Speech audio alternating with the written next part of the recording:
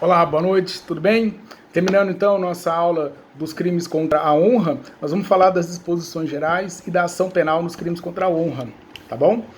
Então começa aqui no artigo 141, ele fala das causas de aumento de pena que se aplica a todos os delitos contra a honra. Eu vou ler para vocês um a um, vocês prestem atenção e não precisa tomar nota, ele é autoexplicativo. Olha só, o artigo 141 fala: as penas culminadas nesse capítulo, calúnia, difamação e injúria, aumenta-se de 1/3 se qualquer dos crimes é cometido.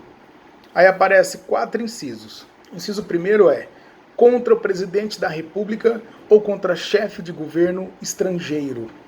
Ó, xingar o Bolsonaro faz a sua pena aumentar.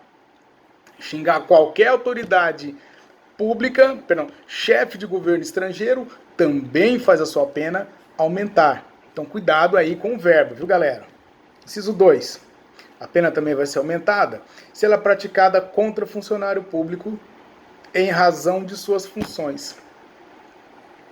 A pena vai ser aumentada se eu injuriar o funcionário público e se eu caluniar o funcionário público. Porque se eu difamar o funcionário público no uso de suas atribuições, vocês sabem bem que eu posso entrar com uma exceção da verdade e provar que aquele funcionário público estava sendo desidioso, estava sendo desonesto, e aí não há difamação. Porém, se eu mentir em relação àquilo que eu falei do funcionário público, aí sim subsiste a difamação, aí sim a minha pena será aumentada, inclusive.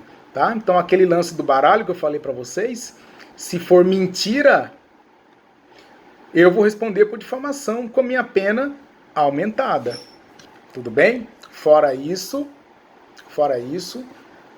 só vou responder se eu caluniar ou se eu injuriar um funcionário público.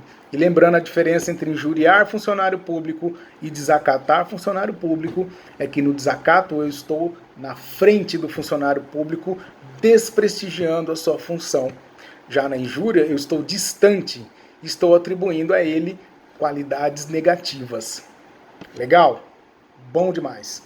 O inciso 3 traz a majorante na presença de várias pessoas ou por meio que facilite a divulgação da calúnia, difamação ou injúria. Ou seja, você conta aquilo numa roda. Ou meios que facilitem a divulgação, as redes sociais, que hoje ganham um alcance internacional. Ainda que essa população não tenha efetivamente conhecimento da notícia. Se o meio que você escolheu é um meio que facilite, ótimo, a majorante já se aplica. Entenderam isso aí, turma? E na letra 4 aparece contra pessoa maior de 60 anos ou portadora de deficiência. Mas nós acabamos de falar que na injúria, quando a injúria ela é dirigida contra maiores de 60 ou pessoas portadoras de deficiência, ela é uma injúria qualificada. Não falei? Mas cuidado. Ela será qualificada se na minha injúria eu me valho desses elementos de idade e de deficiência. Se não, a pena é simplesmente aumentada. Então, por exemplo, ao xingar um idoso, eu xingo ele de velho gagá. Estou ofendendo um idoso me valendo de elementos da sua idade. Isso é injúria qualificada, né? Injúria qualificada na modalidade injúria racial. Agora, eu ofendi um idoso, né? Eu chamei-o de safado, seu safado, sabendo que ele é idoso. E não me vali de elementos da idade para isso. Apenas chamei de safado. Mas, por ele ter 60 anos, já se aplica o aumento de pena. Entenderam isso, senhores? Bacana? Agora vamos lá. Parágrafo único. Se o crime é cometido mediante paga ou promessa de recompensa, aplica-se a pena em dobro. Como assim a pena em dobro? Como assim promessa de recompensa? Eu fui contratado e vou receber para poder ofender as pessoas, para poder caluniar, difamar ou injuriar. Tem gente que se presta para isso. E se eu fiz isso recebendo dinheiro, mais do que justo, que a minha pena ela seja duplicada. Tudo bem? Bom, encerradas as disposições gerais, nós vamos entrar agora nas excludentes da ilicitude. Alguns falam que são excludentes de ilicitude, outros falam que são excludentes de tipicidade, mas a linha que prevalece é que trata-se de uma excludente de ilicitude. Ou seja, há o fato típico, porém ele é lícito. E são 3 as hipóteses. A primeira hipótese diz respeito assim: se a ofensa, lá no 142, se a ofensa ela é irrogada em juízo na discussão da causa pela parte ou seu procurador. Os senhores sabem, os senhores têm aula com o professor Rodolfo de Direito Civil, e ao contrário do direito penal, que as audiências elas são clássicas, elas são respeitosas, elas são urbanas e seguem o decoro, no direito civil é a balbúrdia, é o xingamento, é a ofensa, você é aquilo outro, é uma baixaria total. É horrível uma audiência civil, ainda mais uma audiência de família. Senhores, quando o nível baixa para discutir uma ação penal, eu não estou praticando um delito de injúria. Então, por exemplo, a discussão, um direito de visita, a mãe quer retirar o direito de visita do pai porque o pai chega bêbado, chega fumado, usado droga lá, fedendo a esbórnia, e aí ele vem visitar o filho, a mulher chega em audiência e fala assim: eu não quero que esse vagabundo venha aqui visitar, porque além de ser um vagabundo que não trabalha, que não paga pensão, ele vem aqui bêbado, cheirando a biscate, perfume barato. Perfume barato é aquele tabu, já experimentaram aquele tabu? Ali é feito de urubu, ali é horrível. Serve para quê? Serve para espantar a clientela. E aí você vai contar esses fatos da vida do seu ex, e ex é sempre uma bênção na nossa vida, para que ele deixe de visitar o seu filho porque está fazendo mal. Senhores, o senhor não está contando o que está acontecendo? O senhor não está discutindo a questão em juízo? Então não há ofensa. Aliás, não há crime. Entenderam, senhores? Mas somente quem? As partes e os seus procuradores, ou seja, os advogados. Tudo bem? Inciso 2. A opinião desfavorável da crítica literária, artística ou científica, salvo quando inequívoca a intenção de injuriar ou difamar. Os senhores vão apresentar um TCC no final do ano, e aí a banca vai olhar e vai falar: isso aqui não é um TCC, isso aqui é um lixo. Já pensou? O senhor não sabe escrever, não tinha que se meter a fazer uma monografia. Isso aqui está horrível, está péssimo, está mal escrito. É uma produção científica de péssima qualidade. Os senhores vão ouvir a crítica, os senhores vão agradecer a crítica, voltar para trás e dar o melhor de si. Não é verdade?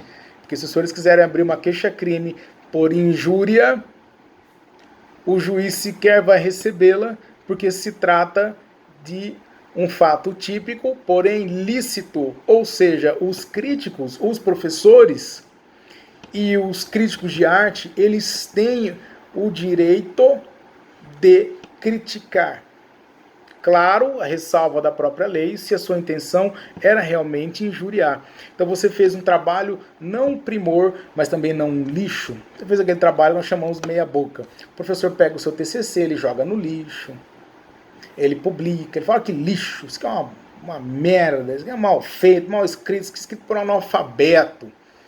E não porque está horrível por si só, mas porque a partir daquele momento o professor ou o crítico de arte, ele está manifestamente com a intenção de acabar com você, né? A dolo de injúria. Então, nesse sentido, o legislador diz: bom, se inequívoco essa intenção, então deixa para lá. Né? Então haverá o crime sim. Agora, quando estou exercendo esse meu atributo de criticar, aí não há que se falar em crime. Tudo bem? O inciso 3 aparece: conceito desfavorável emitido por funcionário público em apreciação ou informação que preste no cumprimento do dever de ofício. Um oficial de justiça vai na sua casa, vai avaliar seu carro, ele fala: carro em péssimas condições de uso. Né? Um assistente social chega na sua casa e fala: isso aqui é um verdadeiro lixão. Claro, não é assim que se retrata, mas vão descer o cacete que sua casa ela só se diferencia de uma pocilga, porque uma pocilga é mais limpa. Senhores, Um policial vai fazer um relatório e fala assim: ei, você ouviu o que vocês descobriram sobre o investigado? Nossa, todo ali na comunidade fala que ele é um vagabundo, é traficante, mas que a polícia nunca conseguiu pegar ele. Né? Está no exercício da função. Ok? Não é crime. Por fim, e lembrando o inciso primeiro, que os senhores irão de forma recorrente passar por isso, que é a discussão de uma causa e aí troca de ofensas, o parágrafo único fala o seguinte, que no inciso 1 e no inciso 3, responde pela injúria ou pela difamação quem lhe dá publicidade. E daí o estagiário vai lá e reproduz o que aconteceu em audiência. O estagiário responde pelo que fez. O funcionário público, no 3, que deu a publicidade, quer dizer, ele fez um relatório arrebentando você, mas isso era para ficar no processo. Ele pega esse relatório e ele divulga em redes sociais. Por que ele foi dar publicidade se era para ficar no processo? Se deu publicidade, então o funcionário público responsável por aquilo ali vai responder pelo delito. Tudo bem? Tranquilo?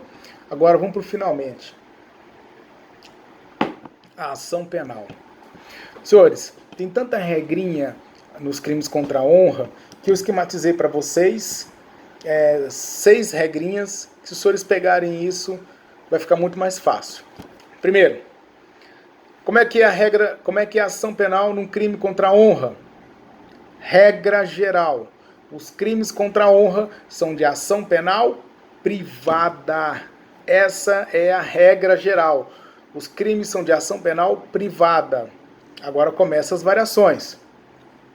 Na letra B, se a vítima for o presidente da República ou chefe de governo estrangeiro, a ação se torna pública condicionada à representação. Mas aí a representação do ministro da Justiça. Em outros termos, se você xingar o Bolsonaro, além da sua pena ser aumentada em 1/3, o crime é de ação penal pública condicionada à requisição, do ministro Sérgio Moro. Fechou? 3. Letra C. Funcionário público, já havia falado. Ação penal ela é pública ou, olha o ou privada. Invertendo a ordem aqui no material. Ou ela é privada, ou o funcionário público contrata um advogado para entrar com ação penal, ou ele representa para o Ministério Público e a ação penal ela fica pública, condicionada à sua representação. Tudo bem? 4. A injúria racial ou contra idosos ou deficientes, a ação ela é pública, condicionada à representação da vítima. E injúria real, aquela que tem atos de violência. Aquelas que têm atos de violência, a ação penal é privada. Privada. Não tem outra variação. E, finalmente, se houver injúria e lesões corporais. Então, imagine que eu queira, então, praticar injúria real. Eu quero tacar um ovo na vítima. Para quê? Para que todos deem risada. Eu quero humilhar a vítima. Tá? Enquanto ela está passando, eu taco um ovo. Ó. Lancei mal o ovo, lancei com força, o ovo furou, sabe-se lá, machucou a vítima, pegou no olho, machucou, gerou na vítima lesão corporal. E aí agora eu tenho injúria e tem lesão corporal.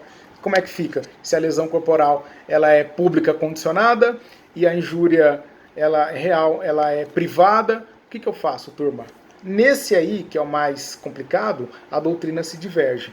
Tá? Quando a injúria tem lesão, ela resta lesão corporal, já que a injúria, lembrando, ela é privada e a lesão corporal pública condicionada. Como é que fica a solução nesse caso, meninos? Fica assim, ó.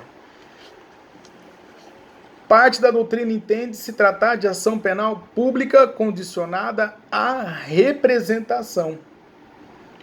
E parte entende se tratar de ação penal pública incondicionada. Tudo bem? Fácil? Essa aqui é a parte ela é mais complicadinha, ela demanda um pouco mais de atenção.